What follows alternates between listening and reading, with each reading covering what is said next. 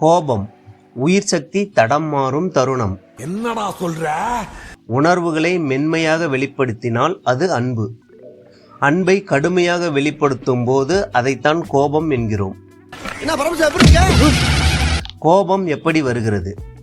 மனதின் சமநிலைக்கு எதிராக நடக்கும் செயல் அல்லது சூழ்நிலை. இதை வெளிப்படுத்தும் உணர்வை கோபம் என்கிறோம். உதாரணம், எதிர்பார்த்த நேரத்தில் நடக்காமல் போவது, எதிர்பார்த்து காத்திருந்து கிடைக்காமல் போவது. நம்முடைய எதிர்பார்ப்புக்கு சாதகமாக நடக்காத எல்லா தருணங்களிலும் வெளிப்படுத்தப்படும் உணர்வை கோபம் என்கிறோம். இதெல்லாம் ரொம்ப நக்கலாமா? மனதில் கோபம் உருவாகும் போது உடலில் நடப்பது என்ன? மூளை உடலுக்கு அவசர கால நிலையை பிறப்பிக்கும். அறிவின் செயல்பாடுகள் அனைத்தும் முடக்கப்படும். பூட்டி வைத்திருந்த போரிடும் ஹார்மோன்கள் வெளியே வரும். உயிர் சக்தியின் பாதை மாற்றப்படும்.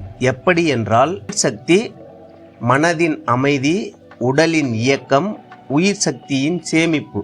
இதுவே உடலின் இயக்கம். என்னால நம்ப முடியலையே. அவசர கால நிலை என்பதால் உயிர் சக்தி முழுவதும் கோபத்தின் பாதையில் திரும்பும். இதில் கவனிக்க வேண்டிய முக்கிய தகவல் என்னவென்றால், சேமித்து வைத்திருக்கும் சக்தியையும் சேர்த்து செலவழிக்கிறது. இதுக்கப்புறம் இன்னும் பயங்கரமா இருக்கும்.